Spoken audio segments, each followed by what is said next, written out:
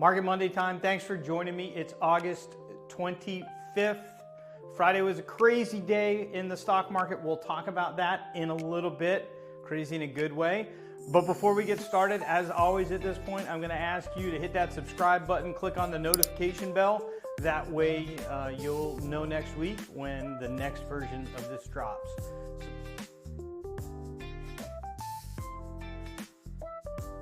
Supply and demand, supply and demand. It's all about supply and demand. Supply side is inventory side. The new listings, 1,916 listings have come on the market on Hilton Head Island so far this year. That's up 29 from last week. Last year at this point, we were at 1,796. So 6.7% increase in inventory year over year. Back in 2020 at this point, August 25th, 2020 to be exact, we had 2,398. So we're 20% lower than that. That's new product coming on the market. If we look at just available inventory, there are 842 houses for sale, properties for sale, on Hilton Head Island. That is up one from the 841 that I reported to you last week. At this point last year, we were at 869, so we're 3.1% less than where we were at this point last year. And again, August 25th, 2020, 1,633, so we're 48% less than where we were back then. That's the supply side. The demand side, the sales side, pending sales, we've had 1,350 properties go under contract so far this year. That's up 26 in the last week.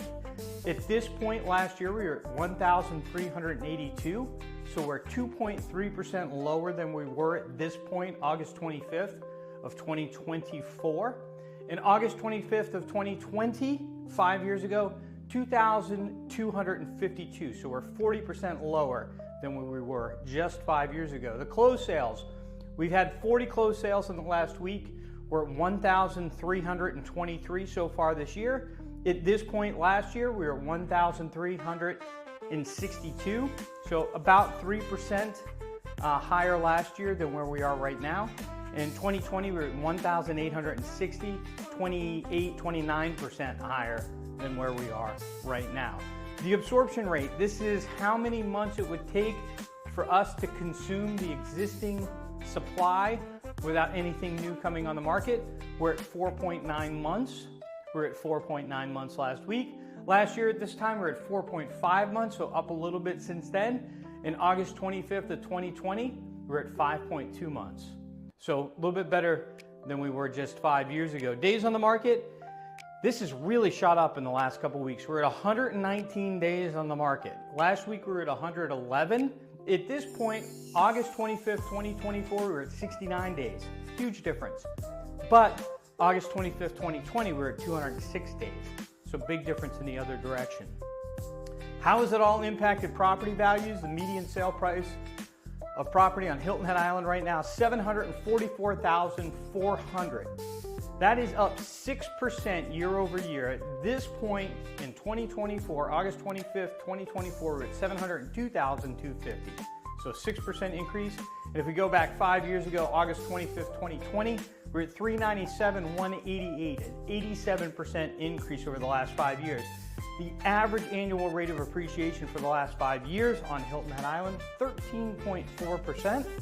And if we go back and we look at it over 10 years, we're at 9% year over year, 9% average annual rate of appreciation over the last 10 years. It's a big number. What do you need to know if you're interested in property on Hilton Head? Let's bring it all together. Inventory is down 3.1%. Sales are down 3%.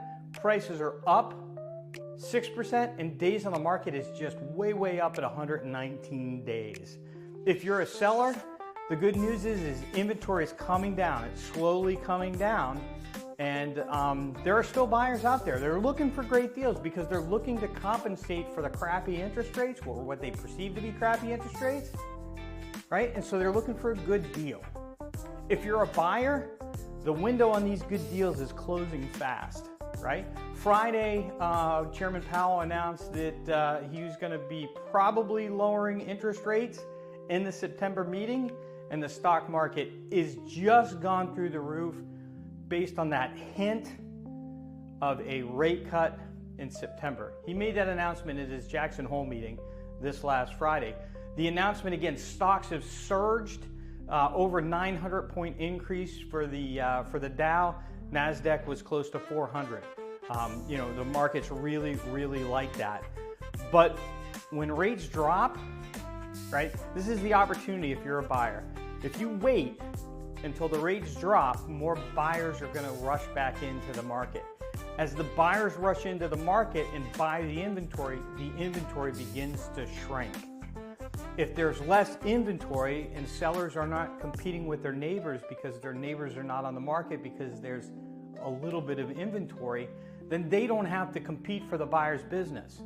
And I mean, we really saw this under a microscope in 2021 and 2022, where sellers were saying like, yeah, I'm not even going to accept an inspection for my property. Like, you have to buy it as is, where is, and like buyers just went along with whatever seller asked for because it was such a strong seller's market like we have never seen, because the sellers had no competition for the buyers. The buyers were competing with each other, and then the sellers were just dictating the terms of everything. If you're a buyer and you wait for this to happen again, you lose your leverage. You have your leverage right now before the market shifts. Remember, the purchase price, what you pay for the property, that's what you paid for the property forever. So if you buy a property now and keep it for 10 years, what you paid for the property now is going to be the same as that number will be the same for the entire time that you own the property. But an interest rate is a temporary thing, right? Interest rates can be one thing today, and you can refinance it a month from now, a year from now. You can refinance 3 times. So you can change your interest rate during your ownership of the property, but you can't change what you paid for the property, right? And we know over the last year, in a market that hasn't been that great, prices have gone up 6%. If you say the average house sale is $750,000, very close to what we just talked about, 6% of $750,000 is $45,000. So what you would pay $750,000 for today, you would pay $800,000 a year from now.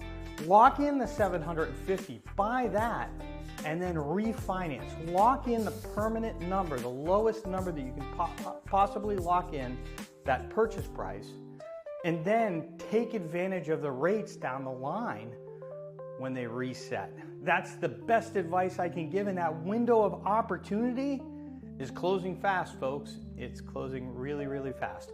Again, thanks for joining me.